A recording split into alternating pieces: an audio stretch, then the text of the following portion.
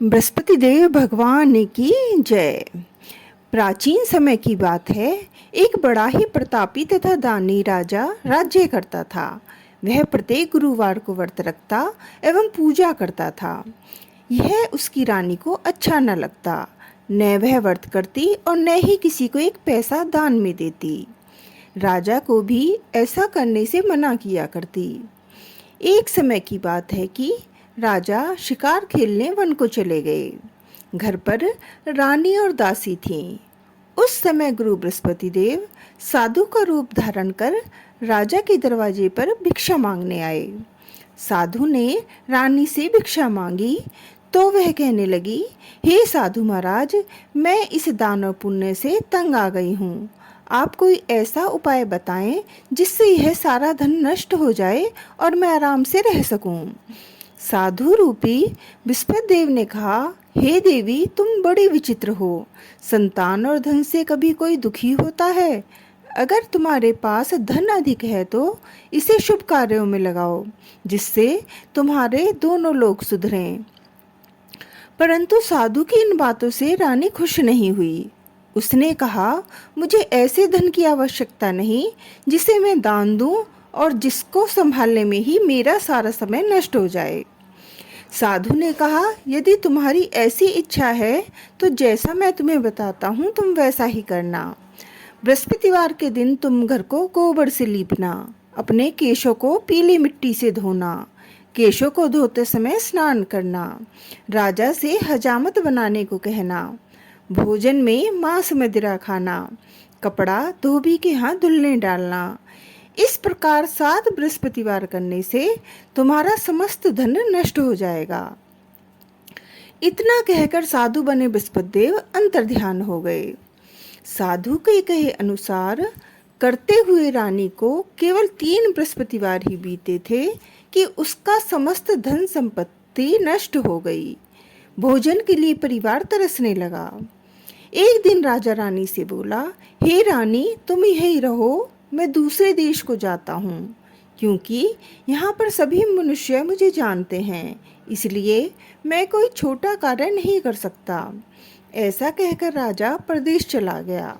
वहाँ वह जंगल से लकड़ी काट कर लाता और शहर में बेचता। इस तरह वह अपना जीवन व्यतीत करने लगा। इधर राजा के बिना रानी और दासी दुखी रहने लगी। एक समय जब रानी और दासी को 7 दिन बिना भोजन के रहना पड़ा तो रानी ने अपनी दासी से कहा, हे दासी, पास ही के नगर में मेरी बहन रहती है। वह बड़ी धनवान है। तू उसके पास जा और कुछ ले आ ताकि थोड़ी बहुत गुजर बसर हो जाए। दासी रानी की बहन के पास गई। उस दिन बृहस्पतिवार था। रानी की बहन उस समय बृहस्पतिवार की कथा सुन रही थी। दासी ने रानी की बहन को अपनी रानी का संदेश दिया, लेकिन रानी की बहन ने कोई उत्तर नहीं दिया। जब दासी को रानी की बहन से कोई उत्तर नहीं मिला तो वह बहुत दुखी हुई। उसे क्रोध भी आया। दासी ने वापस आकर रानी को सारी बात बता दी। सुनकर रानी ने अपने भाग्य को कोसा। उधर रानी की बहन ने सोचा कि मेरी बहन की दासी आई थी, परंतु मैं उससे नहीं बोली, इससे वह बहुत दुखी हुई होगी। कथा सुनकर और पूजन समाप्त कर वह अपनी बहन के घर गई और कहने लगी, हे बहन, मैं बृहस्पतिवार का व्रत कर रही थी। तुम्हारी दासी गई, परंतु जब तक कथा होती है तब तक ना उठते हैं और ना बोलते हैं, इसलिए मैं ना बोली। कहो दासी क्यों गई थी? रानी बोली, बहन, हमारे घर अनाज नहीं था। ऐसा कहते कहते रानी की आंखें भर आईं। उसने दासियों समेत भूखा रहने की बात भी अपनी बहन को बता दी। रानी की बहन बोली, बहन देखो, बृहस्पति देव भगवान सबकी मनोकामना पूर्ण करते हैं। देखो, शायद तुम्हारे घर में भी अनाज रखा हो।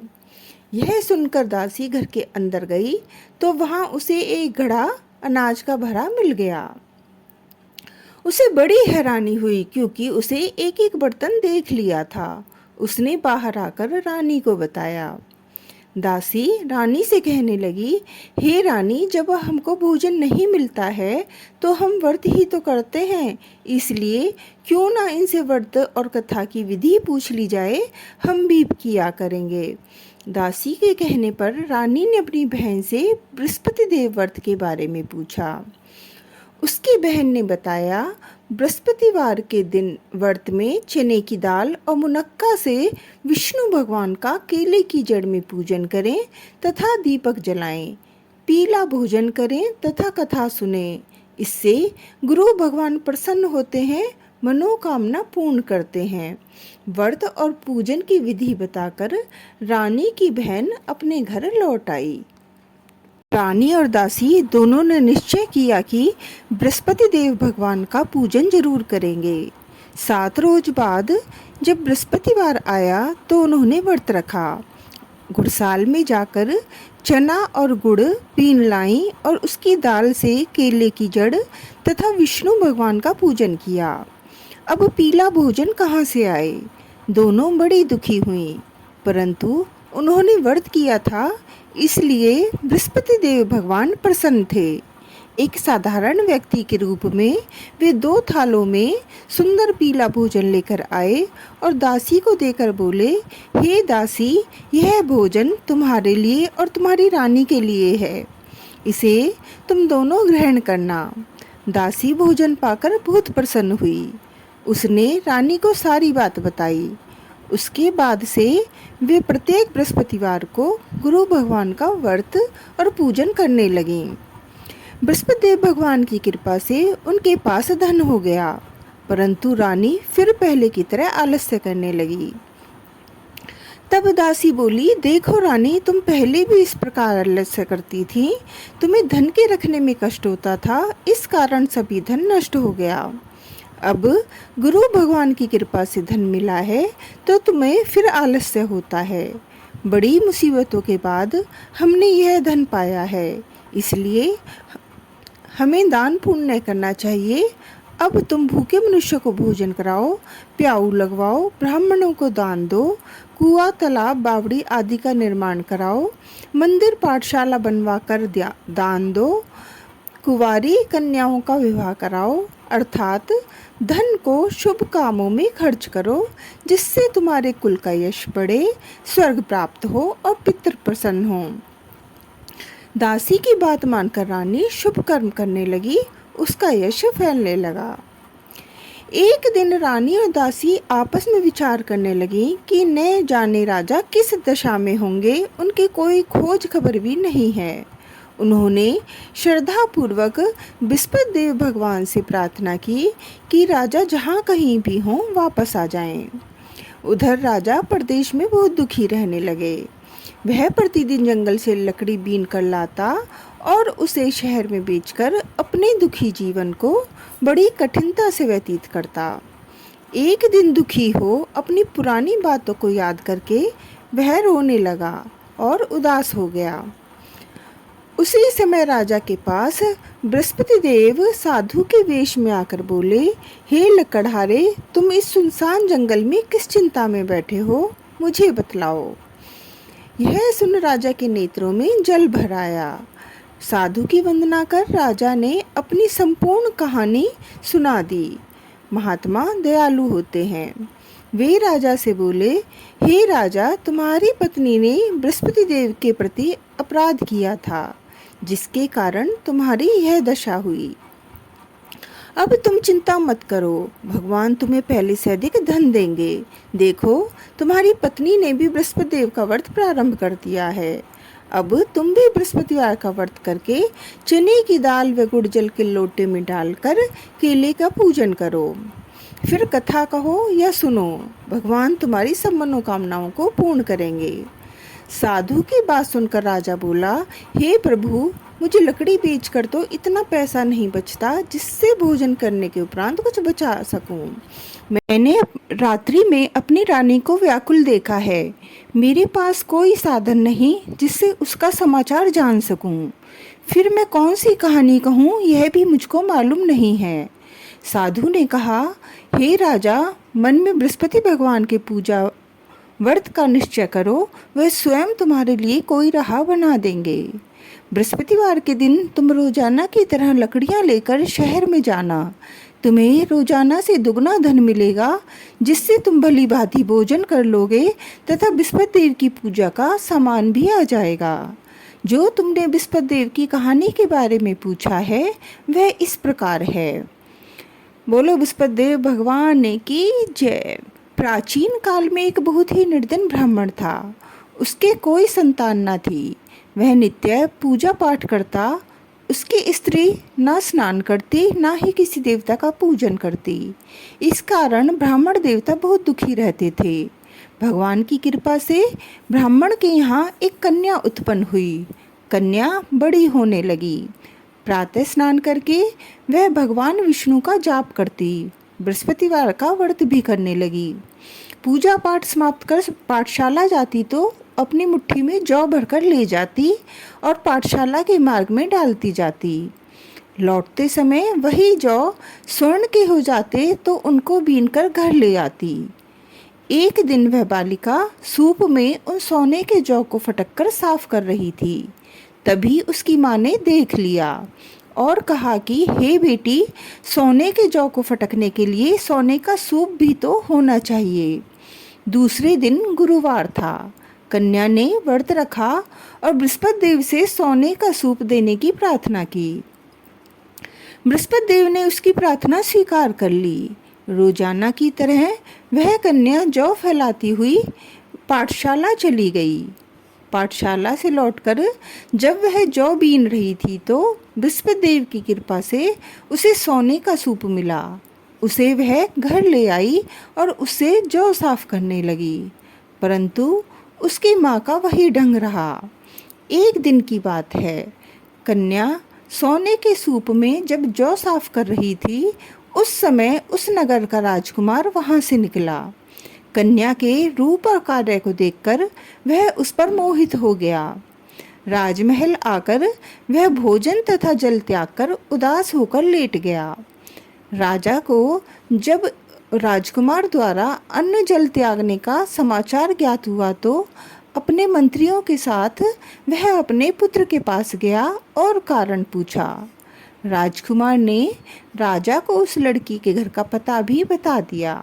मंत्री उस लड़की के घर गया। मंत्री ने ब्राह्मण के समक्ष राजा की ओर से निवेदन किया।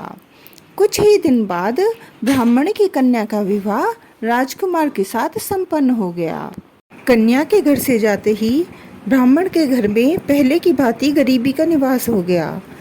एक दिन दुखी होकर ब्राह्मण अपनी पुत्री से मिलने गए। बेटी ने पिता की अवस्था को देखा और अपनी माँ का हाल पूछा। ब्राह्मण ने सभी हाल कह सुनाया।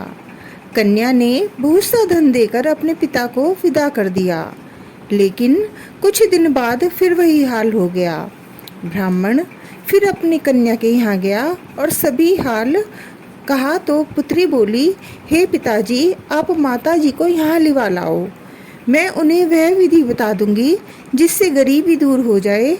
ब्राह्मण देवता अपनी स्त्री को साथ लेकर अपनी पुत्री के पास राजमहल पहुँचे तो पुत्री अपनी माँ को समझाने लगी, हे माँ, तुम प्रातःकाल स्नान आदि करके विष्णु भगवान का पूजन करो तो सब दरिद्रता दूर हो जाएगी। परंतु उसकी माँ ने उसकी एक भी बात नहीं मानी। वह प्रातःकाल उठकर अपनी पुत्री की बच्चों की जूठन को खा लेती थी। एक दिन उसकी पुत्री को भी बहुत गुस्सा आया। उसने अपनी माँ को एक कोठरी में बंद कर दिया। प्रातः उसे स्नानादि करा के पूजा पाठ करवाया तो उसकी माँ की बुद्धि ठीक हो गई। इसके बाद वह नियम से पूजा पाठ करने लगी और प्रत्येक बृहस्पतिवार को व्रत करने लगी। इस व्रत के प्रभाव से मृत्यु के बाद वह स्वर्ग को गई। वह ब्राह्मण भी सुखपूर्वक इस लोक का सुख भोग कर स्वर्ग को प्राप्त हुआ। इस तरह कहानी कहकर साधु बने देवता वहां से लोप हो गए। धीरे धीरे समय व्यतीत होने पर फिर बृहस्पतिवार का दिन आया। राजा जंगल से लकड़ी काटकर शहर में बेचने गया। उसे उस दिन और दिनों से अधिक धन मिला। राजा ने चना गुड़ आदि लाकर बृहस्पतिवार का व्रत किया। उस दिन से उसके सभी क्लेश दूर हो गए। परंतु जब अगले गुरुवार का दिन आया तो वह बृहस्पतिवार का व्रत करना भूल गया। इस कारण बृहस्पति भगवान नाराज हो गए। उस दिन उस नगर के राजा ने विशाल यज्ञ का आयोजन किया था तथा अपने समस्त राज्य में घोषणा करवा दी कि सभी मेरे यहाँ भोजन करने आवें, किसी के घर चूल्हा ना जले। इस आज्ञा को जो न मानेगा उसको फांसी की सजा दे दी जाएगी। राजा की आज्ञा अनुसार राज्य के सभी वासी राजा के भोज में सम्मिलित हुए, लेकिन लकड़हारा कुछ देर से पहुंचा, इसलिए राजा उसको अपने साथ महल में ले गए। जब राजा लकड़हारे को भोजन करा रहे थे तो रानी की दृष्टि उस खूंटी पर पड़ी जिस पर उसका हार लटका हुआ था। उसे हार खूंटी पर लटका दिखाई नहीं दिया। रानी को निश्चय हो गया कि मेरा हार इस लकड़हारे ने ही चुराया है। उसी समय सैनिक बुलवाकर उसको जेल में डलवा दिया। लकड़हारा जेल में विचार करने लगा कि न जाने कौन से पूर्व जन्म के कर्म से मुझे यह दुख प्राप्त हुआ है, और जंगल में मिले साधु को याद करने लगा। तत्काल बृहस्पति देव साधु के रूप में प्रकट हो गए और कहने लगे, अरे मूर्ख, तूने बृहस्पति देवता की कथा नहीं करी, उसी कारण तुझे यह दुख प्राप्त हुआ है। अब चिंता मत कर। बृहस्पतिवार के दिन जेल खाने के दरवाजे पर तुझे 4 पैसे पड़े मिलेंगे। उनसे तू बृहस्पतिवार की पूजा करना तो तेरे सभी कष्ट दूर हो जाएंगे। अगले बृहस्पतिवार को उसे जेल के द्वार पर 4 पैसे पड़े मिले। राजा ने पूजा का सामान मंगवाकर कथा कही और प्रसाद बांटा। उसी रात्रि में बृहस्पति देव ने उस नगर के राजा को स्वप्न में कहा कि हे राजा, तूने जिसे जेल में बंद कर दिया है उसे कल छोड़ देना, वह निर्दोष है। राजा प्रातःकाल उठा और खूंटी पर हार देखकर लकड़हारे को बुलाकर क्षमा मांगी तथा राजा के योग्य सुंदर वस्त्राभूषण देकर उसे विदा किया। गुरुदेव की आज्ञा अनुसार राजा अपने नगर को चल दिया। राजा जब नगर के निकट पहुंचा तो उसे बड़ा ही आश्चर्य हुआ। नगर में पहले से अधिक बाग, तालाब, कुएं, बहुत सी धर्मशाला, मंदिर आदि बन गए थे। राजा ने पूछा कि यह किसका बाग और धर्मशाला है। तब नगर के सब लोग कहने लगे कि यह सब रानी और बांदी द्वारा बनवाए गए हैं। राजा को आश्चर्य हुआ और गुस्सा भी आया कि उसकी अनुपस्थिति में रानी के पास धन कहाँ से आया होगा। जब रानी ने यह खबर सुनी कि राजा आ रहे हैं तो उसने अपनी दासी से कहा कि हे दासी, देख राजा हमको कितनी बुरी हालत में छोड़ गए थे, वह हमारी ऐसी हालत देखकर लौट न जाए, इसलिए तू दरवाजे पर खड़ी हो जा। रानी की आज्ञा अनुसार दासी दरवाजे पर खड़ी हो गई और जब राजा आए तो उन्हें अपने साथ महल में लिवा लाई। तब राजा ने क्रोध करके अपनी तलवार निकाली और पूछने लगा, बताओ यह धन तुम्हें कैसे प्राप्त हुआ है। तब रानी ने सारी कथा कह सुनाई। राजा ने निश्चय किया कि मैं रोजाना दिन में 3 बार कहानी कहा करूँगा और रोज व्रत किया करूँगा। अब हर समय राजा के दुपट्टे में चने की दाल बंधी रहती और दिन भर 3 बार कहानी कहता। एक रोज राजा ने विचार किया कि चलो अपनी बहन के यहाँ हो आवें। इस तरह का निश्चय कर राजा घोड़े पर सवार हो अपनी बहन के यहाँ चल दिया। मार्ग में उसने देखा कुछ आदमी एक मुर्दे को लिए जा रहे हैं। उन्हें रोककर राजा कहने लगा, अरे भाइयों, मेरी बृहस्पतिवार की कथा सुन लो। वे बोले, लो हमारा तो आदमी मर गया है, इसको अपनी कथा की पड़ी है। परंतु कुछ आदमी बोले, अच्छा कहो, हम तुम्हारी कथा सुनेंगे। राजा ने दाल निकाली और कथा कहनी शुरू कर दी।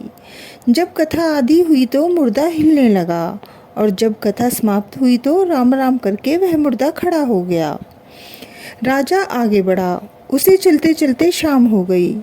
आगे मार्ग में उसे एक किसान खेत में हल चलाता मिला। राजा ने उससे कथा सुनने का आग्रह किया, लेकिन वह नहीं माना। राजा आगे चल पड़ा। राजा के हटते ही बैल पछाड़ खाकर गिर गए और किसान के पेट में बहुत जोर से दर्द होने लगा। उसी समय किसान की माँ रोटी लेकर आई। उसने जब देखा तो अपने पुत्र से सभी हाल पूछा। बेटे ने सभी हाल बता दिया।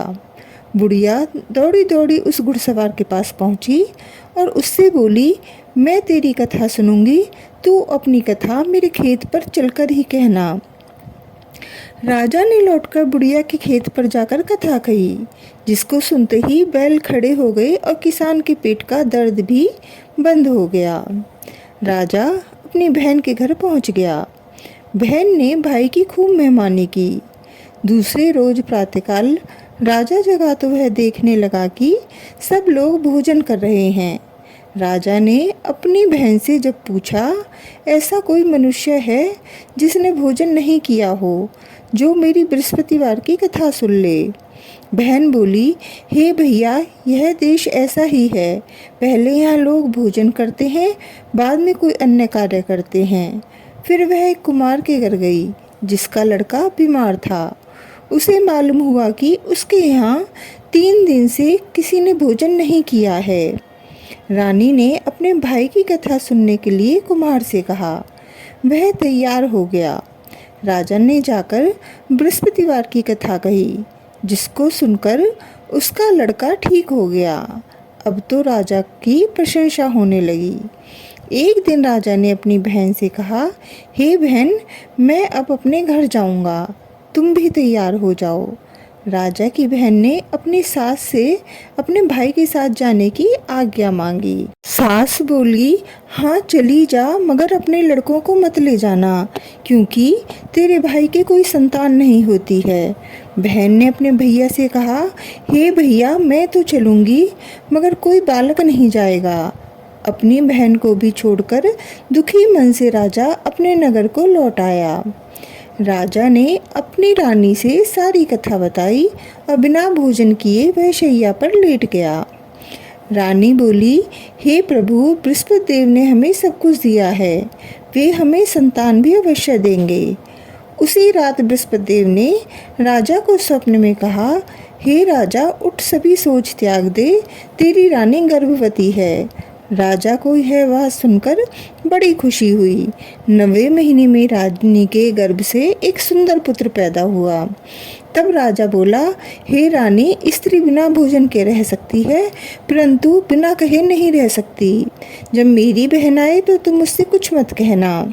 रानी ने सुनकर हाँ कर दी। जब राजा की बहन ने यह शुभ समाचार सुना तो वह बहुत खुश हुई तथा बधाई लेकर अपने भाई के यहाँ आई।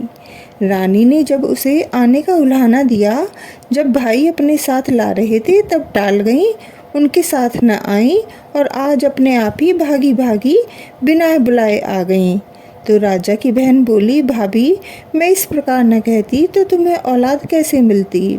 बृहस्पति देव सभी मनोकामनाएं पूर्ण करते हैं।